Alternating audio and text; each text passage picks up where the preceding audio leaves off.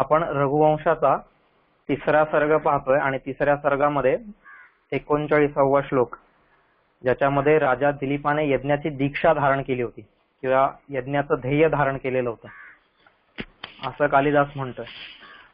मग एक राजा यज्ञाचं जेव्हा ध्येय धारण करतो किंवा यज्ञाची दीक्षा घेतो म्हणजे तो नेमका काय करतो? का दिवसभर त्या यज्ञाचे लाडू घेत फिरतो नाही का? किंवा मग काय दिवसभर त्या यज्ञामध्ये तो सारखं स्वाहा स्वाहा करत राहतो, अग्नीला आहुती देत राहतो का? काय करतो दिवसभर? ना यज्ञाचं ध्येय घेतलं म्हणजे काय करतो? अख्खं आयुष्यभर घेतल्याशिवाय. तर तो यज्ञ म्हणजे काय ही गोष्ट आपण समजून घेतो. त्याच्यामध्ये यज देवपूजा, संगतीकरणम, मैत्रीकरणम, दानम. त्याच्यामध्ये आता आपण देवपूजा आणि संगतीकरण पाहिल्यानंतर मैत्रीकरण बघत होतो की मित्र संबंध कसा असला पाहिजे त्याच्यावरती आपण चर्चा करत होतो. त्यासाठी आपल्या इथे शास्त्रकारांनी सांगितलेलं आहे नाही का की पापान निवारयति योजयते हिताय गुह्यान्नि गुहति गुणान् प्रकटीकरोति आपद्गतं च न जहाति ददाति काले सन्मित्र लक्षणमिदं प्रवदन्ति संतः. नाही का? असे हे सन्मित्राची लक्षणं त्यांनी सांगितली आहेत. मित्र कोणाला म्हणायचं त्याच्यावरती आपण चिंतन करत होतो. नाही का? मित्राच्या अनेक ठिकाणी अनेक व्याख्या केलेली. हा सन्मित्र, याला खरं सन्मित्र म्हटलेलं आहे.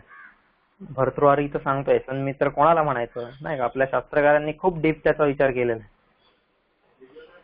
तर त्यामध्ये पापान निवारयति नाही का? पापान निवारयति ही गोष्ट सगळ्यात आधी झाली पाहिजे की जो पापांचं निवारण करतोय नाही का? त्यांनी हे जे पापांचं निवारण केलेलं आहे असा मित्र पाहिजे. पापान निवारयति योजयते हिताय, जो आपल्या हिताची योजना करतोय, आपल्या हितासाठी जो लढतोय, आपल्या हितासाठी जो जागतोय, आपल्या हितासाठी जो त्याची कर्म करतोय ते आहे खरं पापान निवारयति. ते आहे योजयते हिताय. मित्र असा असला पाहिजे. काल आपण बरेचशी त्याची चर्चा केली होती की योजयते हिताय, हिताची योजना करणं म्हणजे काय. आता योजयते हिताय ही गोष्ट पाहिल्यानंतर बऱ्याच ठिकाणी असं पण दिसतं आपल्याला, योजयते हिताय, त्याच्या हितासाठी हा त्याला मदत करत असतो नाही का? आपण पेपरमध्ये वाचतो, बातम्यांमध्ये ऐकतो, टीव्हीच्या मालिकांमध्ये म्हणा, चित्रपटांमध्ये म्हणा, सगळीकडे आपण या गोष्टी बघतो की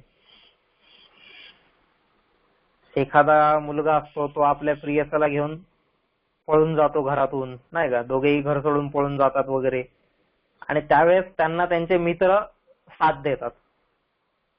मग त्यांना राहायची व्यवस्था करतात, त्यांच्या नोकरी पाण्याची व्यवस्था करतात नाही का? इतर ज्या काही गोष्टी लागत असतील त्यांना ते मित्र सगळ्या गोष्टी त्यांना पुरवतात.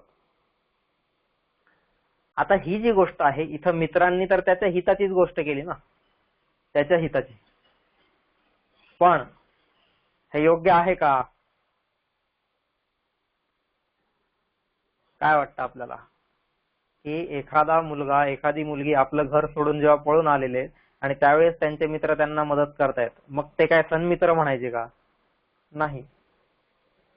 चुकीच्या कामांमध्ये, चुकीच्या कर्मामध्ये जर मी त्याला थांबवत नसेल, पापान निवारयति, आणि तिथं त्याच्या हिताची योजना जर मी करत नसेल, त्याच्या हिताची योजना काय आहे की तू पुन्हा घरी जा नाही का? दोघांनी आई वडिलांना विश्वासात घ्या, कुटुंबाला विश्वासात घ्या आणि मग लग्न करा किंवा जे काय असेल ते. पळून येणे हा योग्य मार्ग नाहीये. आता ही जी गोष्ट आहे ही गोष्ट समजावणं हे काम कोणाचं आहे? मित्राचं आहे. मित्रांनी ही गोष्ट केली पाहिजे, तेव्हा योजयते हिताय होईल, त्याच्या हितासाठी.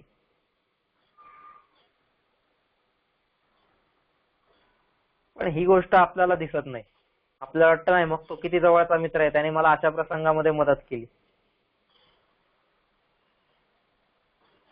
हा थोडासा विचार आपण केला पाहिजे. योजयते हिताय, कोणती गोष्ट त्याच्यासाठी हितकारक आहे आणि कोणती गोष्ट अहितकारक आहे, हा विचार प्रत्येकाने केला पाहिजे.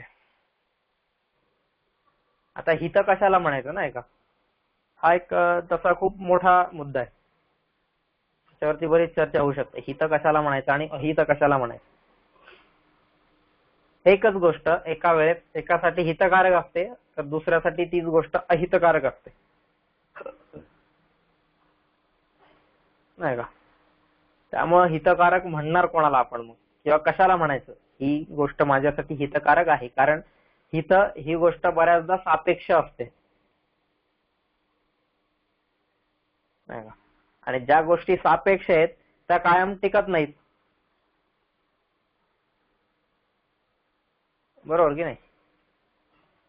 उदाहरण द्यायचं झालं, समजा काही गोष्टी अशा असतात की जी गोष्ट आज माझ्यासाठी हितकारक आहे ती उद्या माझ्यासाठी हितकारक असेल अशातला काही भाग नाहीये.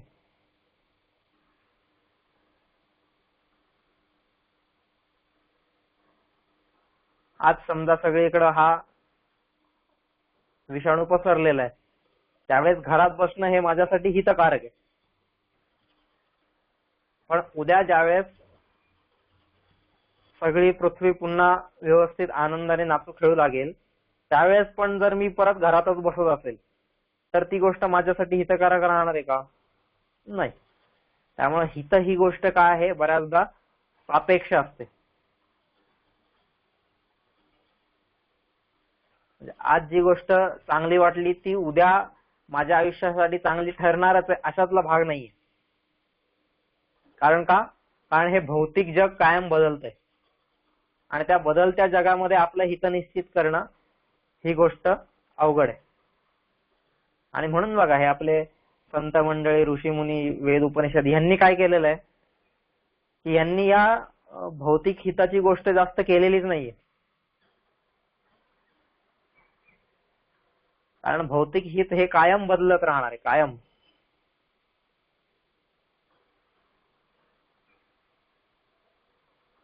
म्हणून मग जे पारलौकिक हित असेल, जे माझ्यासोबत पुढच्या जन्मांमध्ये जी कर्म येणार आहेत त्यांचं जे फळ मला पुढच्या जन्मात घेऊन जायचंय, अशी जी कर्म असतील त्या कर्मांमध्ये जे हितकारक असेल त्याच्यासाठी जो योजना करतो, नाही का.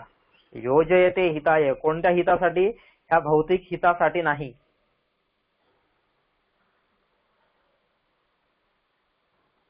आज मी खूप अडचणीत आलेलो आहे आणि त्यावेळेस ह्यांनी मला 4 पैसे आणून दिले, मग हा माझा खरा मित्र झाला. आता आज तो खरा मित्र आपल्याला वाटतोय,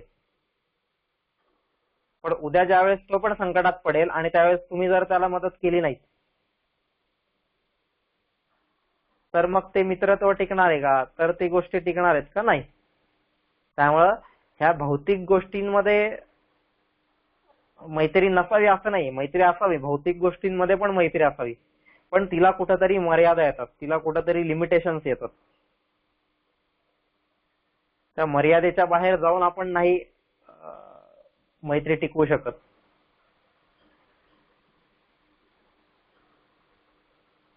मग ह्या भौतिक गोष्टींना सोडून ज्या पारलौकिक गोष्टी असतील, नाही का, ज्या आत्म्याशी रिलेटेड गोष्टी असतील, ज्या माझ्या जीवनाला सुंदर बनवणाऱ्या, माझ्या पंच इंद्रियांना असेल, माझ्या पंचप्राणांना असेल, माझ्या मन, बुद्धी, चित्त, अहंकाराला असतील, किंवा इतर सगळ्या गोष्टींना जे हितकारक आहे,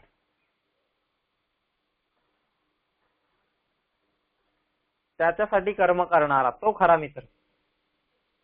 मला एक जीवन दिशा दाखवणारा, जीवनामध्ये हितकारक गोष्ट कोणती आहे ही गोष्ट माझ्या समोर मांडणारा, मला स्वाध्यायाकडे घेऊन जाणारा, स्व अध्ययन. हे वैदिकांनी जो स्वाध्याय सांगितलेला आहे, स्वाध्यायन मा प्रमदः, नाही का, स्वाध्याय ज्ञान यज्ञाश्च, गीतेने सांगितलेले, किंवा इतर ठिकाणी, या सगळ्या गोष्टींकडे जो घेऊन जातो ना तो खरा मित्र.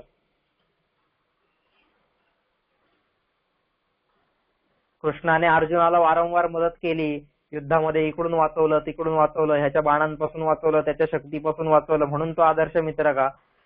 ते ठीक आहे. तर काही कृष्णानेच प्रयत्न केले त्याच्यासाठी असातला काही भाग नाही.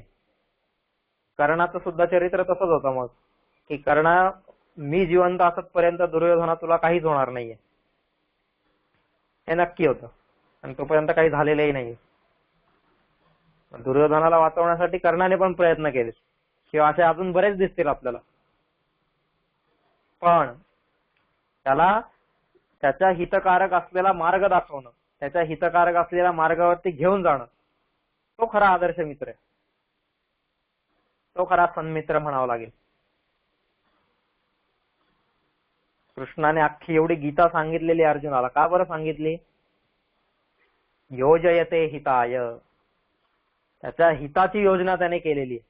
त्याला धर्म काय आहे, अधर्म काय आहे, मग तू कसा धर्माच्या दिशेने वळ, हे जे सगळं सांगितलेलं आहे, ही सगळी गोष्ट योजयते हिताय त्याच्यासाठी आहे. वारंवार खरंच म्हणजे मला मैत्री म्हटलं ना, की कृष्ण आणि अर्जुन हे एकदम मैत्रीच्या टोकावरती बसलेले दोन लोक दिसतात. आदर्श मित्र. मैत्री असावी तर अशी. तसं तर त्यांचं रक्ताचं नातं होतच नाही, ही आत्याची मुलं होती, पण तरी सुद्धा कधी ते भाऊ आहे असं म्हणून नाही, तो मित्र आहे माझा जणू काय, नाही का. बऱ्याच ठिकाणी असं होतं ना, की आपण सगळ्या गोष्टी भावाशी म्हणा किंवा ह्यांच्याशी डिस्कस करत नाही, पण त्या सगळ्या गोष्टी प्रत्येक जण मित्राशी शेअर करतो. तर तसं त्यांच्यातलं नातं होतं. योजयते हिताय ही गोष्ट जी आहे ती वारंवार कृष्णाने केलेली आहे.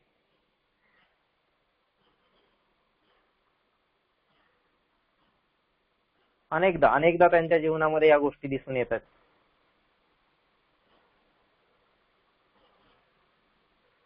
मग हे जे आहे योजयते हिताय, हे कशासाठी आहे? त्याच्या धर्मासाठी, धर्माच्या योजना, धर्मामधल्या हिताच्या योजनेसाठी असं समजा. योजयते हिताय. भौतिक गोष्टींमध्ये तर हित योजणारे बरेचसे मित्र असतात जगामध्ये, असे खूप शेकडो मित्र सापडतील. पण त्याला योग्य रस्त्यावरती घेऊन जाणारा योजयते हिताय असा मित्र खूप दुर्मिळ आहे.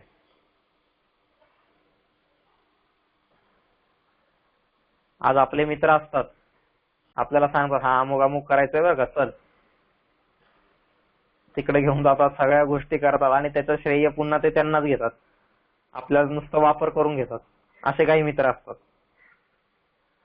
मित्र कसा नसावा ह्याच्यावरती खूप बोलता येईल, पण आता ते सगळं सांगत नाही. पण कसा असावा तर तो असा योजयते हिताय.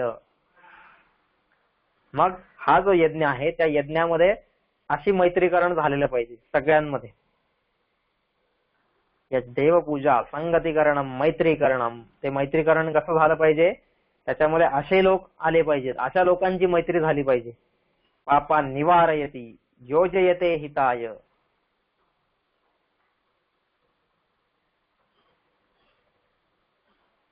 कर्तव्य काय आहे तुझं? तुझ्या कर्तव्यासाठी जी गोष्ट हितकारक आहे त्याची योजना मी करतो, नाही का. त्या कर्तव्यासाठी, त्या धर्मपालनासाठी. सुंदर प्रसंग आहे रामाचा विवाह ज्यावेळेस होतो, सीता स्वयंवर, आणि तिथं हे घेऊन गेलेले असतात विश्वामित्र त्यांना. आणि तिकडे गेल्यानंतर जेव्हा राम ते स्वयंवर जिंकतो, आणि मग आता लगेच स्वयंवर जिंकला म्हणजे वरमाळा टाकायचीच आहे, नाही का, विवाह संपन्न करायचाच आहे. पण नाही, तिथं राम म्हटलेला की नाही, मला लगेच इथं हे करायचं नाहीये, मी काय करणार आहे, घरी जाऊन आधी माझ्या आई वडिलांना विचारणार, त्यांची संमती असेल तर मी विवाह करणार. हे रामाचं चरित्र आहे. असा राम ज्याच्या जीवनात येईल त्याचं जीवन का बरं असं हितकारक होणार नाही, किंवा का बरं त्या रामाच्या जीवनातून त्याच्या जीवनासाठी हितकारक कृती घडणार नाही? नक्कीच घडणार आहे.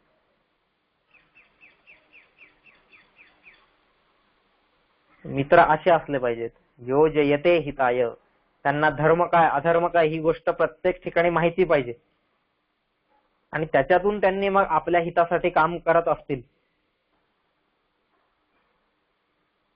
पारलौकिक हितासाठी, आत्म्याच्या हितासाठी, तर तो खरा मित्र. भौतिक गोष्टींमध्ये आपले मित्र खूप असतात. अरे मला घर यायचंय, मग कुठे घेऊ? मग 17 सजेशन सगळे लोक देणार, द्यावेत, त्यात काही चुकीचं नाहीये. पण जर माझी मैत्री तेवढ्यापुरतीच थांबत असेल तर मग कुठंतरी डाऊट आहे. मित्र सांगणारा पाहिजे, तुझी 4 घरं नाही झाली तरी चालतील, पण तू स्वाध्याय कर. तुझ्या 4 गोष्टी नाही झाल्या तरी चालतील, पण तू तुझ्या जीवनाला उन्नत बनव.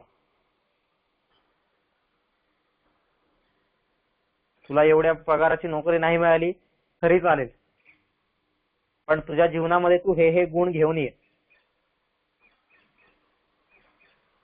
ही गोष्ट सांगणारा जो असेल तो मित्र. योजयते हिताय, या हिताची योजना करण्यासाठी तू अशी काहीतरी कर्म कर जीवनामध्ये की जेणेकरून तू भगवंताचा लाडका होशील, जेणेकरून तुला त्याच्या मांडीवरती बसायचं स्थान मिळेल. हे सांगणारा मित्र पाहिजे, त्याला मित्र म्हटलेलं आहे. आज नुसते 4 समोसे आणि 4 वडापाव खायला एकत्र बसणारे यांना मित्र म्हणता येणार नाही. ते तर कोणीही बसतात, हे काय त्याच्यासाठी हेच लोक आले पाहिजे अशातला काही भाग नाही. साधा आपण ट्रेनमध्ये जरी चाललो ना, तर ट्रेनमध्ये एका कंपार्टमेंटमध्ये म्हणा किंवा एका ह्याच्यामध्ये सगळे लोक 8-10 लोक बसलेले असतो आपण तिथं. मग त्याच्यात साहजिक आहे, एकाने काही वडापाव घेतला बाहेरून तर तो दुसऱ्याला विचारतो तुला घ्यायचा आहे का? एकाने काही डब्यात आणला असेल तर तो थेपला, हा तुम्हाला घ्यायचा आहे का हो? सहज विचारताय माणूस सुद्धा. माणुसकीच्या नात्याने जो तो प्रत्येक जण करतोय, पण मग त्याला मी मित्र म्हणेल का? योजयते हिताय, जो कायम माझ्या हिताची योजना करतोय शेवटपर्यंत. आज आपलं कसं असतं, काही मित्र हे लहानपणीचे असतात नाही का, काही कॉलनी मधले मित्र, काही क्लास मधले मित्र, काही कुठे शाळेतले मित्र, काही अजून वेगळ्या स्पोर्ट्स क्लब मधले मित्र, काही अजून रोजच्या रिक्षा किंवा बसने जे काही शाळेत जातात येतात ते मित्र वेगळे. अशा प्रत्येक ठिकाणचे आपले मित्र असतात. पण ह्या सगळ्यांना मित्र म्हणू शकतो का आपण? नाही का, कामावर जाताना ज्यांचा रोज घोळका असतो सोबत, मुंबई सारख्या ठिकाणी आपण पाहिलं लोकल ट्रेन मध्ये, हा आम्ही सगळे सोबत जातो म्हणून आम्ही मित्र. आमची मैत्री किती? फक्त त्या रोजच्या 1 तासाच्या प्रवासापुरती. त्याला मैत्री नाही म्हणता येणार. हे सगळे जे आहेत ह्या सगळ्यांना मैत्री म्हणता येईल का? मित्र म्हणता येतील का? नाही. त्यांना काही काळापुरते असलेले सोबती असं आपण म्हणू शकतो, ठराविक काळापुरते. उद्या माझी मुंबईमधून बदली दुसरीकडे झाली, मग हे लोक माझ्यासोबत राहणार आहेत का? नाही ना. उद्या माझं या शाळेतून ऍडमिशन दुसऱ्या शाळेत झालं, मग हे लोक माझ्यासोबत राहणार आहेत का? नाही. म्हणजे हे लोक काय आहेत? त्या ठराविक काळापुरते असलेले सोबती, सहकारी आपण ज्याला म्हणूया. वेगवेगळे शब्द आहेत त्याच्यासाठी, पण त्यांना मित्र म्हणता येणार नाही. म्हणून मित्र ओळखणं आणि मित्र बनणं ही खूप अवघड गोष्ट आहे. कोणाला मित्र म्हणायचंय मी? पापा निवारयति योजयते हिताय. आज आपण सहज एखाद्याला कोणालाही सांगितलं ना, अरे एक माझा मित्र आहे बरं का, एक माझा मित्र आहे, म्हणजे असे याचे असंख्य मित्र असतात. मग मित्रमंडळ यांचं खूप मोठं असतं. आजकाल जिकडे तिकडे नाही का मित्रमंडळ असं लिहितात, अमुक अमुक मित्रमंडळ. गणेशोत्सवाचं मित्रमंडळ असेल, ह्याचं मित्रमंडळ, त्याचं मित्रमंडळ. त्या मित्रमंडळात कोणी एकमेकांना ओळखतं का नाही हा पण पत्ता नसतो काही, पण आहे मित्रमंडळ. उद्या त्या मित्रमंडळाचा जो अध्यक्ष असतो त्याला पण माहित नसतं की आपल्या मित्रमंडळामध्ये इतके लोक आहेत. तो विचारतो हा कुठून आला रे आपल्याकडं. नाही मग तो सांगतो अहो तो आपलेच कार्यकर्ता आहे, आपलाच मित्रमंडळातला आहे, तो 4 वर्षापासून एकदम ऍक्टिव्ह आहे वगैरे अशातला, हा ह्याला 4 वर्षांनी कळतं. मग हे काय मित्रमंडळ म्हणायचं का? 100 मित्र करण्यापेक्षा एकच मित्र करा, निवडा, करा किंवा जे काय असेल ते. तो असा पाहिजे की कायम सोबत पाहिजे, प्रत्येक सुखदुःखामध्ये, प्रत्येक क्षणाक्षणामध्ये. आणि नुसतं सोबत असून उपयोग नाही, तर योजयते हिताय पापान निवारयती, पापापासून दूर करणारा, हिताची योजना करणारा, माझ्या हिताची योजना करणारा असा मित्र पाहिजे. मग तो मित्र कुठून तयार होईल, तर या यज्ञातून तयार होईल. यज्ञीय भावना ही जी आहे ती यज्ञीय भावना इथं उभी राहिली पाहिजे. म्हणून आहे यज देवपूजा संगतीकरणम मैत्रीकरणम, त्याच्यासाठी हे मैत्रीकरण झालं पाहिजे.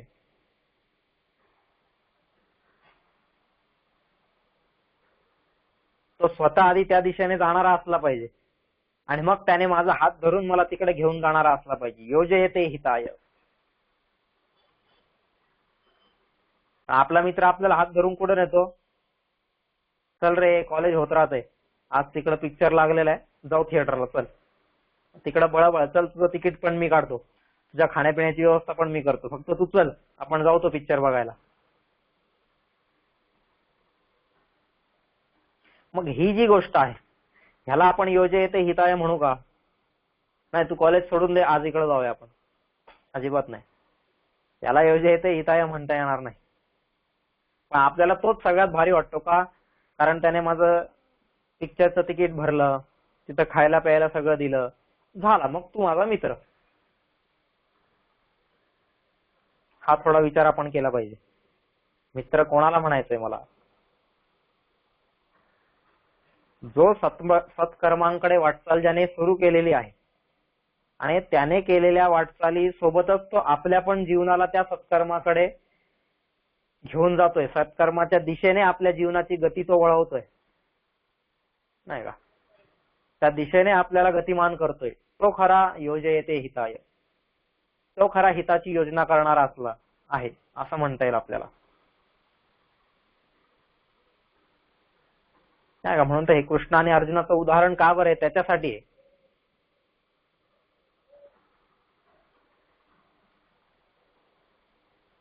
अधर्मं धर्ममिति या मन्यते तमसावृताः सर्वार्थान विपरीतांश. हे जे आहे गीता हे सांगते अधर्मं धर्ममिति या, की अधर्मालाच धर्म मानणारे लोक जे आहेत, असे हे लोक अर्जुन या सगळ्या समाजामध्ये पसरलेले आहेत, तामसिक वृत्तीचे लोक आहेत. पण मग तू धर्म काय आहे हे ओळख, नाही का? तुझा धर्म तू जाण आणि मग तू निर्णय घे, असं सांगणारा मित्र तिथं पाहिजे. मग ते सांगत असताना आपण कसं आहे, आपली मैत्री अशी असते, बापरे मी ह्याला सांगू का नको, मग मी सांगितलं हा काय रिॲक्शन देईल, त्याला मित्र म्हणतच नाही कधी. कृष्णाने कधी हा विचार केलाच नाही, अरे मी आता अर्जुनाला एवढं सांगतोय पण त्याचं माझ्याबद्दलचं मत काय होईल, तेव्हा उद्या मला काय म्हणेल. मित्र जो असतो तो निष्पक्षपणे सांगतो,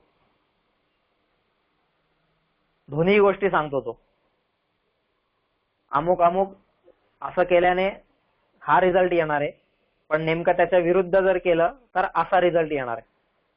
त्या दोन्ही गोष्टी सगळा तो सांगतो, नाही का? गीतेमध्ये पाहिलं आपण, अर्जुनाला दोन्ही गोष्टी सांगितलेल्या आहेत, की या अधर्माच्या बाजूने उभे आहेत त्यांची जर साथ तू दिलीस तर तू सुद्धा अधर्मी ठरशील, आणि जर त्यांच्या विरुद्ध तू आज धर्माच्या दिशेने लढलास, धर्माच्या बाजूने जर लढलास तर तू धार्मिक ठरशील, तू खरा क्षत्रिय ठरशील, किंवा ज्या काही गोष्टी असतील. म्हणजे दोन्ही बाजू सांगणारा. आणि या दोन्हीही बाजू सांगितल्यानंतर तो काय म्हणतोय शेवटी, यथेच्छसि तथा कुरु, यथा योग्यं तथा कुरु. हे सांगणारा मित्र आहे. मित्र त्याला म्हणतात, की खूप सुंदर आहे. काव्यप्रकाशामध्ये मम्मटाचार्य म्हणतात, काव्यप्रकाश नावाचा एक ग्रंथ आहे, त्याच्यामध्ये मम्मटाचार्य म्हणतात की कांता संमिततया उपदेश युजे असं त्यांनी सांगितलेलं आहे तिथं. आता कांता संमिततया उपदेश युजे असं म्हटल्यानंतर त्याच्या खाली म्हणजे काव्य हे कशासाठी असतं, तर काव्य हे कांता संमिततया उपदेश युजे. कांता, कांता म्हणजे पत्नी. मग पत्नी ज्याप्रमाणे उपदेश करते अगदी त्याप्रमाणे उपदेश करणारं जर कोणतं साधन असेल तर ते साधन म्हणजे काव्य, असं त्यांनी तिथं सांगितलं. आणि मग त्याच्यात गोष्टी सांगत असताना त्यांनी 3 प्रकारचे उपदेश सांगितलेले आहेत. पहिला आहे राज्ञ संमित, दुसरा आहे मित्र संमित आणि तिसरा आहे कांता संमित. राज्ञ संमित, आता तिघही जण उपदेश देतातच आहेत, तिघांनाही समोरच्याकडून ती गोष्ट करून घ्यायची असते, त्याच्यासाठी तिघ जण त्याला उपदेश देत आहेत ना, बरोबर की नाही. तिघही जणांना एकच रिझल्ट पाहिजे, पण तो एकच रिझल्ट आणण्यासाठी तिघेही जण वेगवेगळ्या प्रकारे प्रयत्न करतायत. तिघेही जण उपदेश करतायत पण ते वेगवेगळ्या प्रकारे करतायत. पहिला आहे राज्ञ संमित. राज्ञ संमित उपदेश, राज्ञ संमित उपदेश म्हणजे काय, की ज्याप्रमाणे राजा आपल्या प्रजेला उपदेश करतोय. प्राचीन काळामध्ये आपण पाहिलं, राजे रजवाडे काय करायचे, जागोजागी स्तंभलेख, शिलालेख वगैरे लिहून ठेवायचे आणि त्याच्याद्वारे लोकांना उपदेश करायचे. आणि तो उपदेश कसा असायचा, आज्ञा असायची. ती आज्ञा, डायरेक्ट आज्ञा राजाने दिली म्हणजे काय, ती राजाज्ञा झाली ना. राजाचा उपदेश म्हणजे काय, राजा काय दरवेळेस असं प्रेमाने सांगत नाही, राजा एकच अध्यादेश काढतो तिथून बसल्या बसल्या.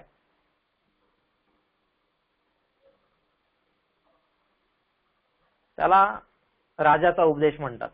मग राजाने जो दिलेला उपदेश आहे ना, तो उपदेश मानावाच लागतो, त्याच्याशिवाय काही पर्याय नाहीये, कारण ते शब्दप्रमाणे मानावाच लागतो. तो जर नाही मानला तर काय होतं हे आपल्या सगळ्यांना माहिती. राजाने नियम केलेला आहे, ट्रिपल सीट गाडीवरती जाऊ नका, बाईक वरती ट्रिपल सीट न जाऊ नका. आता ते आपण दिसलो तर काय होतंय, लगेच फाईन पडते. म्हणजे ती राजाज्ञा आहे, ती पाळलीच पाहिजे. ती नाही पाळली, राजाने केलेला उपदेश जर पाळला नाही तर शिक्षा ही होणारच आहे. मग भीतीपोटी आपण तो उपदेश मानतो, त्याचा भीतीपोटी का होईना, आणि ती गोष्ट अंमलात आणण्याचा प्रयत्न करतो. दुसरा आहे तो मित्र संमित. मित्र संमित उपदेश नाही का, म्हणजे त्यांनी आता राज्ञ संमित उपदेशासाठी जसं वेद नाही का, वैदिक वाङ्मय, हे सगळं काय, हा राज्ञ संमित उपदेश आहे. म्हणजे वेदांनी सांगितलेल्या ज्या गोष्टी आहेत, वैदिक वाङ्मयाने सांगितलेल्या ज्या गोष्टी आहेत, त्या सगळ्या गोष्टींचं तंतोतंत पालन झालं पाहिजे. अगदी तंतोतंत पालन. अजिबात त्याच्या पालनामध्ये इकडं तिकडं हालचाल करण्याची गरजच नाही. कारण का, वेद हे राज्ञ संमित उपदेश आहे. म्हणजे राज्याने जशी आज्ञा दिलेली आहे तशी आहे वेदांची आज्ञा. वेद काय सांगतायत याच्याबद्दल, ती गोष्ट मला तशी तशी पाळली पाहिजे, त्याला राज्ञ संमित उपदेश म्हणतात. शब्द प्रामाण्य जिथं आहे. दुसरं आहे मित्र संमित. मित्र संमित मध्ये काय सांगतात ते, की मित्र काय करतो, मित्र त्याला नाण्याच्या दोन्ही बाजू सांगतो. हे बघ, असं केल्याने असं होईल, तसं केल्याने तसं होईल, ह्या दोन बाजू आहेत. मग आता तुला ह्याच्यापैकी जे काय करायचं असेल ते तू कर, पण मी तुला सगळ्या गोष्टी सांगतोय, बरोबर की नाही. हे मित्राचं काम आहे. साधी गोष्ट आहे, मित्र सांगतोय बघ, 12वी नंतर जर तू ऍडमिशन सायन्सला घेतलं तर पुढे हा स्कोप आहे, 12वी नंतर तू कॉमर्सला ऍडमिशन घेतलं तर हा स्कोप आहे, आर्ट्सला घेतलं तर हा स्कोप आहे. आता ह्या सगळ्या ज्या गोष्टी आहेत त्या सगळ्या गोष्टी सांगणारा तो मित्र आहे. तो या तीनही मार्ग त्यांना दाखवतो आणि तीनही मार्ग दाखवल्यानंतर तो शेवटी त्याला म्हणतो, बघ आता निर्णय मात्र तुझा, ठीक आहे, तुला काय करायचं आहे हा निर्णय आता शेवटी तुझा आहे. माझं सांगण्याचं काम होतं ते मी सांगितलेलं आहे तुला. आता ते ऐकायचं नाही ऐकायचं त्याच्यावरती काय विचार करायचा आहे, ती कशी कृती करायची हे काम तुझं आहे. त्याला मित्र म्हणतात. मित्र हा वारंवार सांगत राहतो त्याला की असं केल्याने हे चुकीचं आहे आणि असं केल्याने हे बरोबर आहे. मग आता जे करायचं आहे, तुला जे काही वाटत आहे ते तू तुझ्या मनाने कर. तुला जे वाटतं आहे ते तू कर, नाही का. तीच गोष्ट कृष्णाने पण सांगितलेली आहे ना अख्ख्या गीतेमध्ये. कृष्णाने सगळीकडे त्याला अर्जुनाला असं केल्याने असं होतंय, तसं केल्याने तसं होतंय, हा सगळा उपदेश केल्यानंतर मग कृष्ण शेवटी म्हणतोय की यथेच्छसी तथा कुरु, यथा योग्यं तथा कुरु. हे जे सगळं आहे वारंवार, तुला जे योग्य वाटतंय ना आता ते तू कर, हे सांगणारा मित्र पाहिजे. धर्म काय आहे, अधर्म काय आहे, या दोन्ही गोष्टी पुढ्यात मांडणारा, आणि मग त्याच्यानंतर निर्णय तुलाच घ्यायचा आहे. हे मित्राचं काम. राजाच्या इथं तसं नाहीये. राजाच्या इथून आज्ञाच आलेली आहे डायरेक्ट, तुला हे करायचंय म्हणजे करायचंच. त्याच्यात तुझ्याकडे काही नो ऑप्शन, काहीही पर्याय नाहीये. मग पण मित्र संमितीमध्ये शेवटी निर्णय तुला घ्यायचा आहे. तो फक्त त्याच्या हिताची योजना करतो सगळी, बाकी निर्णय तुला घ्यायचा आहे. आणि तिसरा आहे जो तो कांता संमित, म्हणजे त्याच्यासाठी त्यांनी सांगितलंय मित्र संमित उपदेशामध्ये मग हे जे सगळं इतर वाङ्मय आहे, पुराणादी वाङ्मय म्हणा किंवा जे काही पुढं गोष्टी रूपात आलेलं वाङ्मय असेल, पंचतंत्र हितोपदेश किंवा ह्या सगळ्या गोष्टी आहेत, ह्या सगळ्या गोष्टी त्या मित्र संमितीमध्ये येतात. की त्यांनी सांगून ठेवलेलं आहे पुराणांनी म्हणा इतर गोष्टींनी की असं केल्याने असं होणार आहे, असं केल्याने असं होणार आहे. मग आता तुम्हाला जे करायचंय ते तुम्ही तुमचं आचरण स्वीकारा. हा मित्र संमित उपदेश झाला. आणि तिसरा आहे तो कांता संमित उपदेश.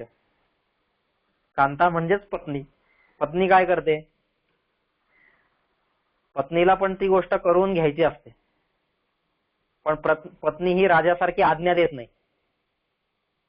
बरोबर की नाही. पत्नी ही कधीच राजासारखी आज्ञा देत नाही. पत्नी ही मित्रासारखी ही पण गोष्ट सांगत नाही की तुला जसं वाटतंय तसं कर, अजिबात नाही. पत्नी त्याच्याकडून ते काम करूनच घेते, पण कशा प्रकारे, अगदी लाडीगुडी लावून, त्याच्या जवळ जाऊन, नाही का, त्याला समजावून उमजावून सगळ्या गोष्टी करून गोडी गुलाबीने ती त्याच्याकडून ते काम करून घेते. मग असा जो उपदेश आहे, अशा प्रकारे जे तो ते काम करायला भाग पाडतो, म्हणून त्याला कांता संमिततया उपदेश असं म्हटलेलं आहे. म्हणजे काव्याचं प्रयोजन काय आहे, त्या काव्याच्या प्रयोजनांमध्ये ही एक गोष्ट सांगितलेली आहे. कांता संमिततया उपदेश युजे. काव्य हे कशासाठी रचलं पाहिजे, तर ज्याप्रमाणे एक पत्नी आपल्या पतीला उपदेश करते आणि त्याच्याकडून ती कृती करून घेते, नाही का. जसं आपण माग तुलसीदासांचं पाहिलं होतं, तुलसीदास आणि रत्नावली. तर त्या रत्नावलीनी गोडी गुलाबीनी समजावून उमजावून थोडं जवळ घेऊन म्हणा कसंही करून त्या तुलसीदासाला त्या दिवशी समजावलेलं आहे.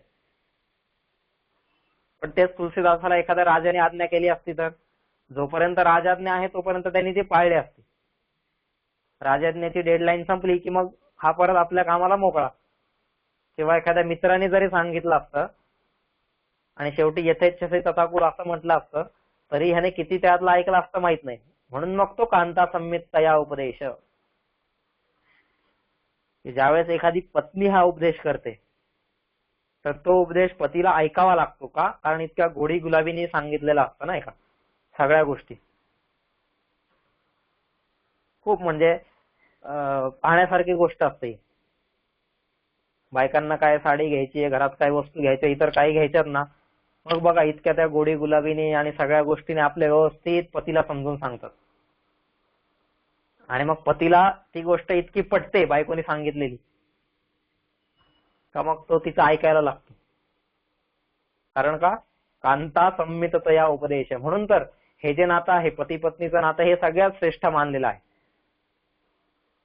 त्याचं कारण हे म्हणजे इव्हन गीतेने सुद्धा गीतेमध्ये पण काय म्हटलेलं आहे? पितेव पुत्रस्य सखेव सख्यो प्रिय प्रियाया हसदेव सोढून. म्हणजे भगवंता तुझं आणि माझं जे नातं आहे ते पितेव पुत्रस्य, ज्याप्रमाणे एखाद्या पिता पुत्राचं नातं असतंय तसं नातं आहे. पण असं आहे का? तर नाही. त्याच्यापेक्षाही जर श्रेष्ठ नातं कोणतं असेल तर पितेव पुत्रस्य सखेव सख्य. एखाद्या मित्राचं दुसऱ्या मित्राशी असलेलं नातं जे आहे, मित्रांचं जे नातं आहे, त्याला म्हणूया आपण पित्या पुत्राच्या नात्यापेक्षा मित्राचं नातं हे श्रेष्ठ आहे. पण या मित्राच्या नात्यापेक्षा पण जर श्रेष्ठ नातं कोणतं असेल तर प्रियप्रियायाः हे जे नातं आहे,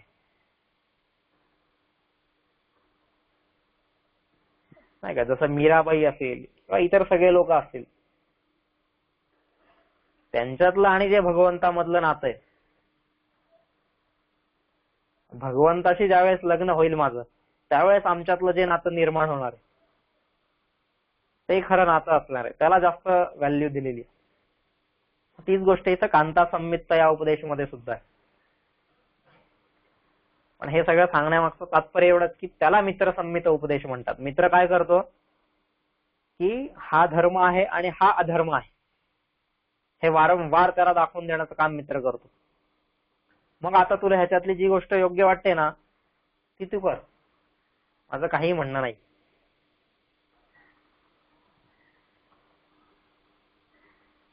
साधी गोष्ट ना, मोबाईलच्या दुकानात गेल्यानंतर आपला मित्र सांगतोय बघ हा मोबाईल एवढ्या रुपयाचा आहे, एवढ्या जीबी रॅम आहे, जेवढ्या काय सगळ्या फीचर्स त्याचे सांगणार. मग हा पण एवढ्याच आहे, हा पण एवढ्याच आहे. बघ आता तुझं बजेट काय आहे, तुझी आवड काय आहे, तुझ्या हे काय आहेत, हे त्याच्यानुसार तू ठरव तुला कोणता घ्यायचा आहे तो.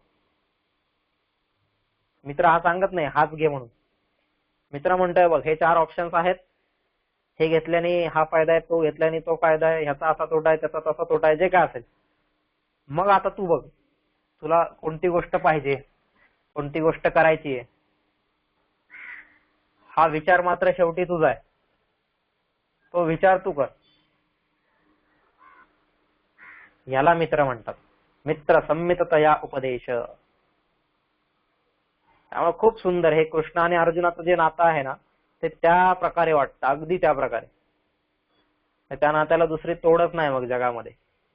जरी अर्जुन आधी तिथं म्हणत असेल शिष्यस्तेहम शादी मानत्वाम प्रपन्नम, जरी मी तुझा शिष्य आहे असं अर्जुन म्हणत असेल ना तरी सुद्धा त्यांचं नातं हे गुरु शिष्यापेक्षा मित्रत्वाचं नातं जास्त मोठं होतं त्यांच्यामध्ये.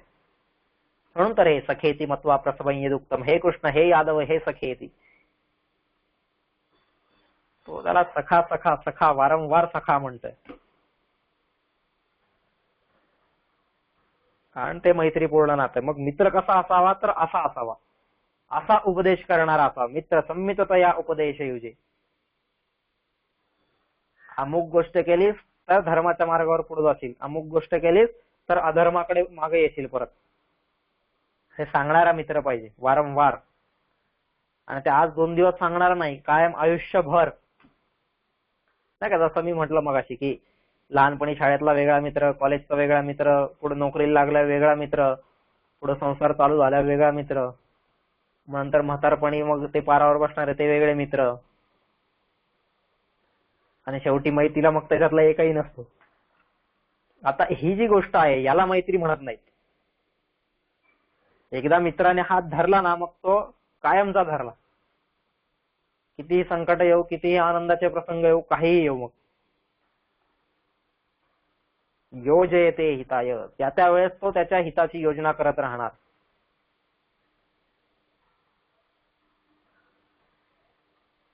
आपल्या इकडे मित्र म्हणजे काय, योजयते हिताय सगळं. हा काय रे तुझ्या घरी पाणी नाही आलं का, धर मी 4 पाण्याचे हांडे पाठवतो तुझ्या घरी, झालं योजयते हिताय, त्याच्या हिताची योजना केली यांनी. 4 पाण्याचे हांडे पाठवणारा तो काय मित्र म्हणायचा का? आहे तो पण एक गुण आहे, पण तेवढेच करून जर जो थांबत असेल तर तो मित्र नव्हे.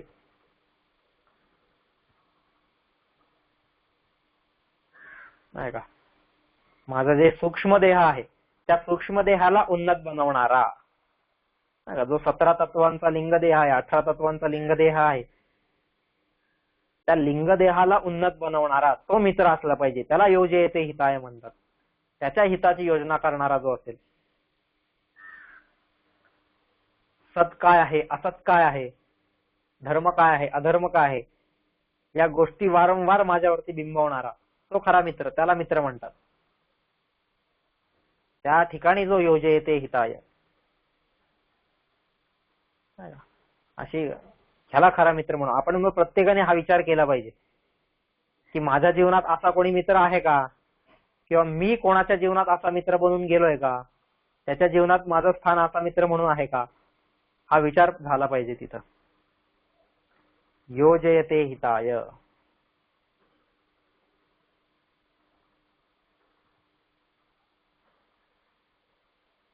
हे मैत्रीपूर्ण वातावरण निर्माण झालं पाहिजे. कशाद्वारे? यज्ञाद्वारे. यजदेव पूजा संगतीकरणम मैत्रीकरणम दानम. हे मैत्रीकरण उभं राहिलं पाहिजे तिथं.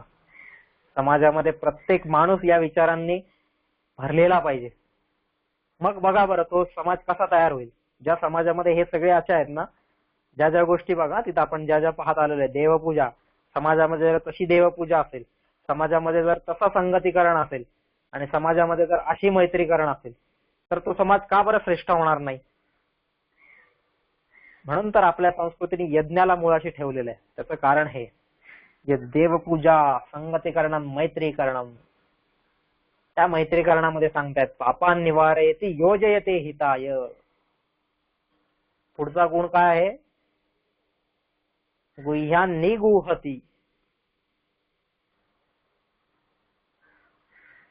गुह्यान निगुहती गुणान प्रकटीकरोति. गुह्यान निगुहती त्याला मित्र म्हणतात.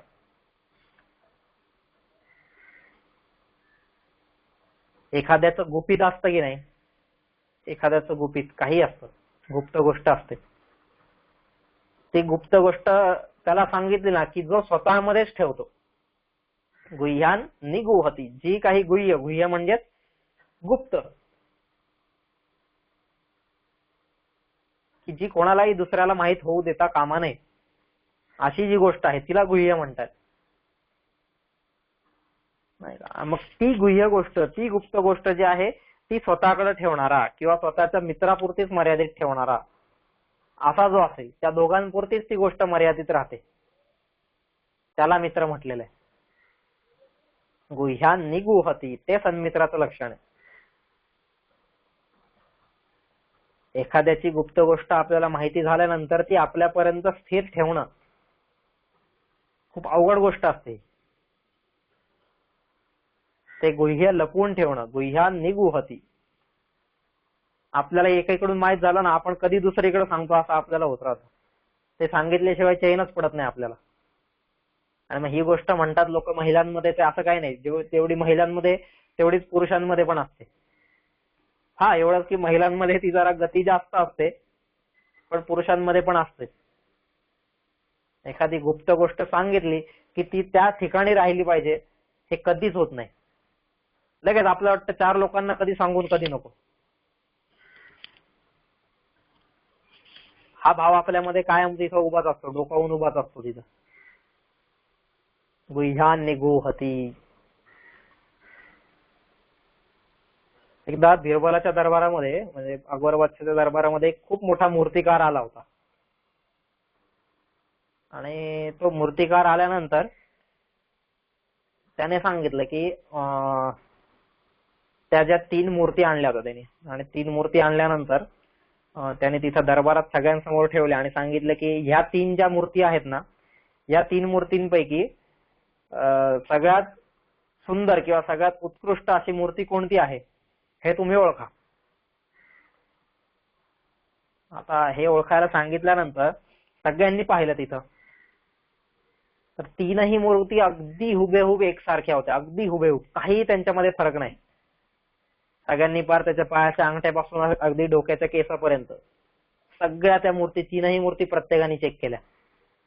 तरीही कोणाला काहीही कळेना की ह्याच्यातली नेमकी श्रेष्ठ मूर्ती कोणती आहे, कोणत्या मूर्तीमध्ये काय फरक आहे, कोणती मूर्ती कनिष्ठ आहे, कोणती मूर्ती मध्यम आहे, हे कोणालाही काही कळेना त्यावेळेस. सगळ्यांचं बघून झालं, हे झालं.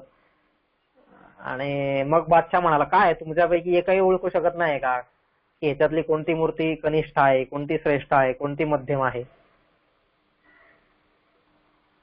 मग त्यावेळेस बिरबल उठला आणि बिरबल म्हणला, ठीक आहे मी प्रयत्न करतो, मी सांगतो तुम्हाला.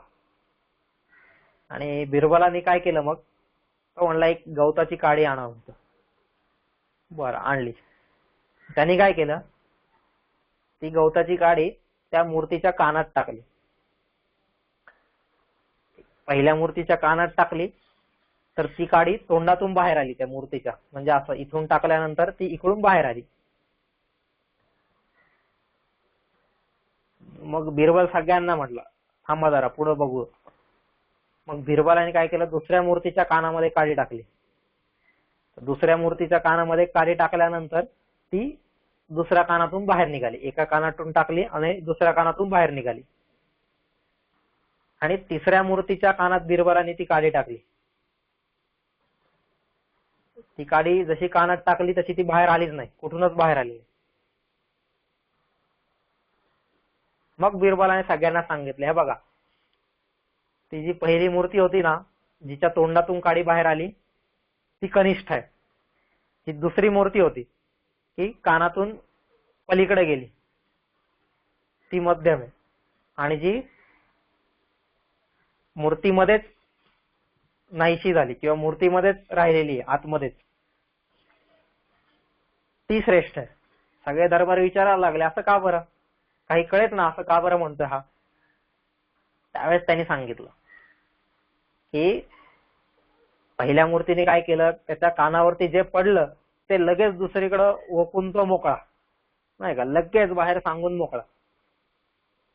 असं आहे हे. ह्या वृत्तीची जी माणसं असतात त्या वृत्तीची माणसं सगळ्यात अधम माणसं आहेत. की ज्या गोष्टी, काही गोष्टी गुपित ठेवायच्या असतात त्या लगेच सांगून हा मोकळा झाला. त्यामुळे हा कनिष्ठ आहे. दुसरा होता, ते गुपित गोष्ट ह्याला सांगितली पण ह्याने त्याच्याकडे काही लक्षच दिलं नाही. दिली एका कानाने ऐकली, दुसऱ्या कानाने सोडून दिली, नाही का. ते नळी फुंकली सोनारे, इकडून तिकडे गेले वारे, तशी गंमत झाली याची. गेलं वारं इकडचं तिकडे गेलं, त्याला काही कोणाशी घेणं देणं नाहीये. तुझं काय गुप्त असू नसू, उद्या त्याला 4 दिवसांनी विचारलं ना, अरे तुला ही गोष्ट सांगितली होती ना मी, तो म्हणतो हो का, मला काही माहितीच नाही. हा, म्हणून हा मध्यम. पहिला का, तुला हे सांगतोय बरं का मी, तू कोणाला दुसऱ्याला सांगू नको, पण तो लगेच त्या ठिकाणी फार एकदम लाऊडस्पीकर घेऊन जाईल, मग तो माईकवर बोंबलून बोंबलून सगळ्यांना सांगेल. म्हणून तो पहिला कनिष्ठ होता, हा दुसरा मध्यम आहे. का, एका कानाने ऐकलं दुसऱ्या कानाने सोडून दिलं. एवढी गुह्य गोष्ट होती म्हणून तुला सांगितली होती ना मी, पण नाही, यांनी ती सोडून दिली. आणि तिसरा जो होता, त्या तिसऱ्याच्या मूर्तीमध्ये काय झालं की त्याच्या कानात टाकल्यानंतर ती त्याच्या पोटात राहिली, कुठं आतमध्ये राहिली शरीरात माहित नाही, पण ती शरीरातच राहिली, तिथून नाही बाहेर गेली, नाही कानातून नाही मुखातून, कुठूनच. ती त्याच्या आतमध्येच त्यांनी साठवून ठेवली. म्हणून ती मूर्ती श्रेष्ठ आहे. गुह्यान निगूहती. जी पण काही एखादी गुप्त गोष्ट असेल ना, ती गुप्त गोष्ट तशी तशी राखून ठेवणारा स्वतःकडे. गुह्यान निगूहती, त्याला मित्र म्हटलेलं आहे.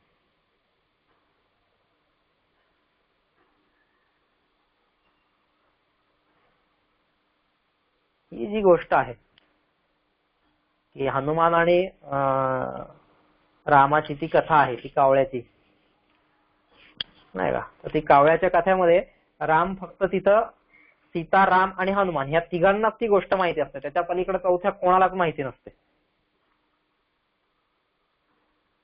तशी गंमत आहे.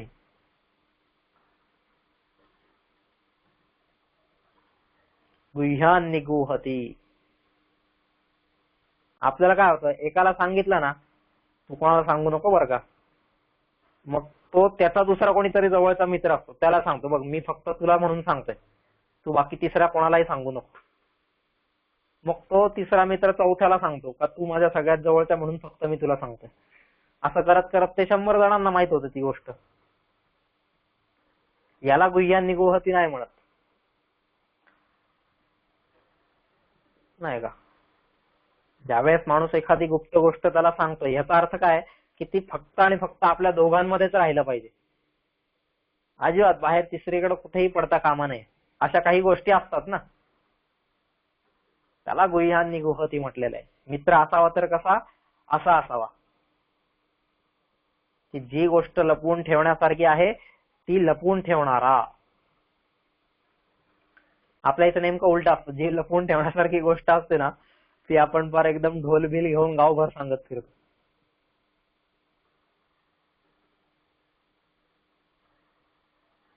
खूप समजा आपण 3 मित्र आहोत, 3 मित्र रस्त्याने चाललेलो आहे, त्याच्यातला एका मित्राचं काहीतरी भांडण झालं कुठंतरी आणि त्याला इतर बाकीच्यांनी खूप चोप दिला, त्यावेळेस खूप मारलं. पण हेच तिघजण नंतर ज्यावेळेस त्यांच्या अजून 10 मित्रांमध्ये जातात ना, मग तिथे जाऊन हे दोघं त्यांना सांगतात, अरे बघा बघा ह्याला असं असं मारलं होतं तिथं. आता ही जी गोष्ट आहे त्याला मारलं, मग त्याची पुढं गंमत करणं नाही का, त्याची मस्ती करणं, त्याची मस्करी करणं, त्याच्यावरती हसणं खेळणं खिदळणं, ह्या ज्या गोष्टी आहेत ह्या गोष्टी झाल्या पाहिजेत का? नाही. गुह्यान गुहती. ठीक आहे, असं असं झालं होतं की ती गोष्ट ह्या तिघांपुरतीच मर्यादित राहिली पाहिजे, पण नाही, ती गोष्ट बाहेर येऊन सगळ्यांना माहिती होते. त्याला आदर्श मित्र नाही म्हणत कधीच. गुह्यान गुहती, जी गोष्ट इतरांना कळू द्यायची नाहीये त्याच्याबद्दल, ती तो त्याच्याकडेच साठवून ठेवतो कायम. मित्र असा असला पाहिजे, गुह्यान गुहती. गीतेमध्ये पण भगवंत सांगतात अर्जुनाला 9व्या अध्यायामध्ये, राजविद्या राजगुह्यम पवित्रमिदमुत्तमम प्रत्यक्षावगमम धर्म्यम सुखम कर्तुमव्ययम. आता हे जे सगळं आहे हे राजगुह्य आहे, नाही का. गुह्य गुह्य म्हणजे गुप्त एकदम. राजाच्या दृष्टीने सुद्धा जी गोष्ट गुप्त आहे असं त्याला राजगुह्य म्हणतात. ती गुह्य गोष्ट आहे, जी गुप्त गोष्ट आहे ती लपवून ठेवणारा. पण नेमका आपल्या इथं भारताला तो प्राचीन काळापासून रोगच लागलेला आहे. कोणत्याही काळात बघा तुम्ही, कोणत्याही समाजात बघा, फितुरी ही आपल्या इकडे आहेच, काही हो मग. आणि कोण फितूर होतो, जो सगळ्यात जवळचा असतो तोच फितूर होतो सगळ्यात आधी. ज्याला मी माझा सगळ्यात जवळचा मित्र मानलेला आहे ना, तोच सगळ्यात आधी जाऊन दुश्मनाला जाऊन भेटतो, त्याला फितूर होतो. कोणत्याही काळात असते ना ते, कोणत्याही काळात, कोणत्याही युद्धांचे प्रसंग बघा ना.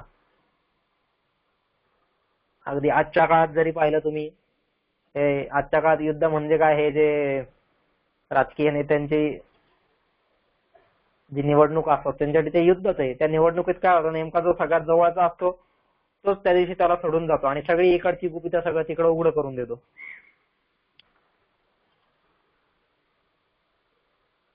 किंवा थोडं जुन्या काळात पाहिलं, ब्रिटिशांच्या काळात पण ती हे गोष्ट होतीच,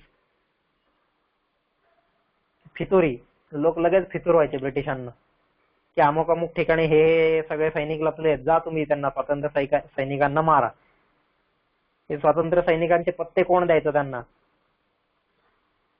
चंद्रशेखर आझाद तिथं त्या बागेमध्ये बसलेले, ही गोष्ट कोणी सांगितली? कोणीतरी असाच जवळचाच होता ना तिथं, त्यांनीच जाऊन ही गोष्ट सांगितलेली. त्याच्या आधीच्या काळात जरी पाहिलं, पेशव्यांच्या काळात पण ह्याच गोष्टी होत्या. त्याच्या आधी पाहिलं शिवाजी महाराजांच्या काळातही होतं.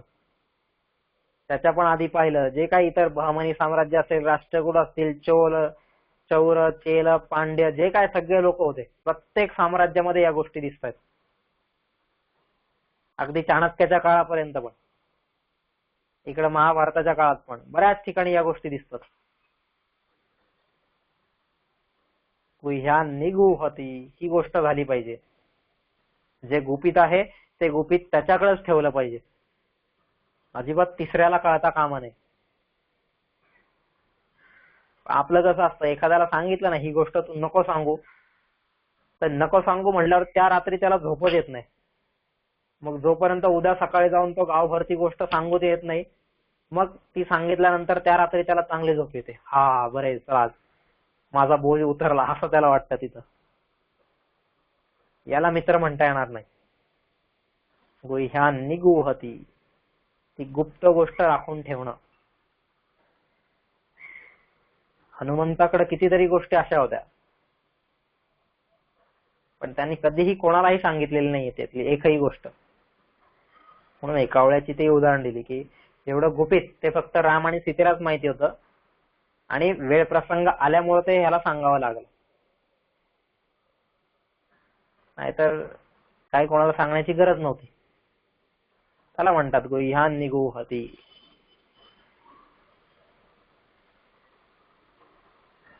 गुहक राजा होता. तो गुहक राजा एकदम शांततेत कोणालाही कळून न देता रामाला तो तिथून घेऊन गेलेला आहे वनवासात जाताना. मग इतर लोकांनी त्याला दोष दिले, सगळ्या गोष्टी केल्या. तू का बरं आम्हाला सांगितलं नाही, तू का बरं हे केलं, तुझ्यासारखा दुष्ट माणूस नाहीये, हे ते सगळ्यांनी त्या गुहकाला दोष दिला की आमच्या रामापासून तू आम्हाला वेगळं केलं, सगळ्या गोष्टी केल्या. पण तरीही शेवटपर्यंत गुहकाने सांगितलं नाही त्यांना. कारण ते लोक तर त्याला विचारत होते, तू सांग आम्हाला, आम्ही त्याच्या मागे जातो पुढं. पण त्यांनी सांगितलंच नाही. भलेही लोकांचा रोष मी ओढावून घेईल, भलेही लोकांनी मला वेडो म्हणू, काहीही म्हणू, 4 शिव्या देऊत, पण तरीही माझ्या मित्राबद्दलची गोष्ट मी सांगणार नाही. गुह्यान निगूहती. तो खरा मित्र आहे. क्रांतिकारकांना पकडायचे त्यावेळेस विचारायचे तुमची संघटना कुठं आहे, तिचा म्होरक्या कोण आहे, तुमच्या ह्या गोष्टी काय आहेत, त्या गोष्टी काय आहेत, सगळ्या विचारायचे. पण नाही, मरेपर्यंत फक्त आणि फक्त एकच शब्द त्यांच्या तोंडातून निघायचा, तो म्हणजे वंदे मातरम, भारत माता की जय, इन्किलाब जिंदाबाद, किंवा हे जे काही शब्द आहेत तेवढेच त्यांच्या मुखातून बाहेर पडलेले आहेत, कधीच नाही. आणि ज्याच्या मुखातून बाहेर पडले तो खरा क्रांतिकारक नाही. मग ही गोष्ट आहे. गुह्यान निगूहती. काहीही झालं तरी चालेल, पण मी ती गोष्ट दुसऱ्याला सांगणार नाही. आता गुह्यान निगूहती म्हटल्यावरती वाईट गोष्टी सांगू नये अशातला भाग आहे का? असं नाही.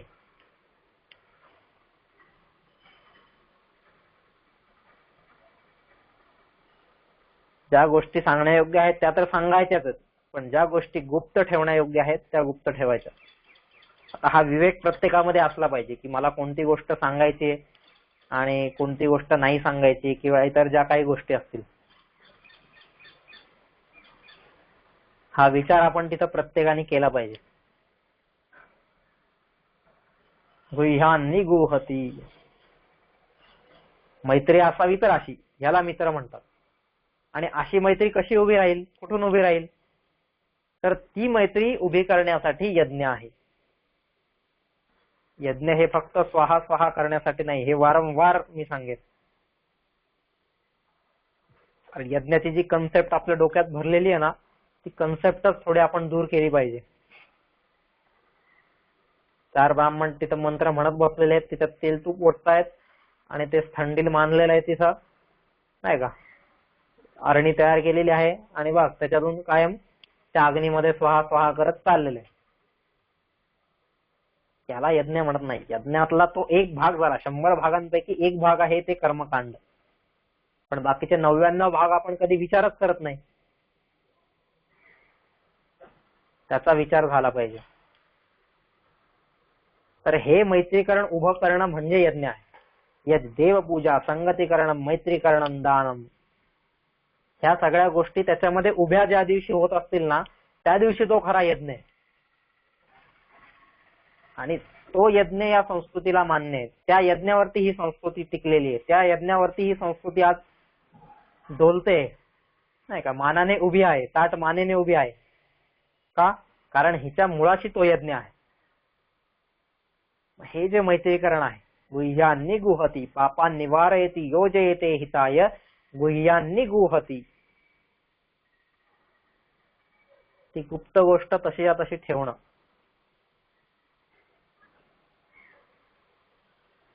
हा खरा यज्ञ आहे. तर असा यज्ञ, असे मित्र बनवणं, नाही का, अशी संगतीकरण करणं, अशी देवपूजा ठेवणं, हे खरं यज्ञाचं लक्षण आहे. आणि ते माझ्या जीवनात होतंय का? या सगळ्या गोष्टी जर माझ्या जीवनात रोज होत असतील ना, तर मी सुद्धा यज्ञ करतोय मग. आणि या गोष्टी कायम होत राहाव्यात याचं जर ध्येय मी उचललेलं असेल, तर ते यज्ञाचं ध्येय. राजा दिलीप हा असा होता, यज्ञाचं ध्येय उचललेला, यज्ञाचं ध्येय धारण केलेला म्हणजे असा. असं आपण याच्यावरती विचार करूया परत पुढे. 9 वाजून गेलेले आहेत. थांबूया. उद्या परत 8 वाजता भेटल्यावरती पुन्हा त्याचं पुढचं विवेचन पाहूया. आता कोणाला काही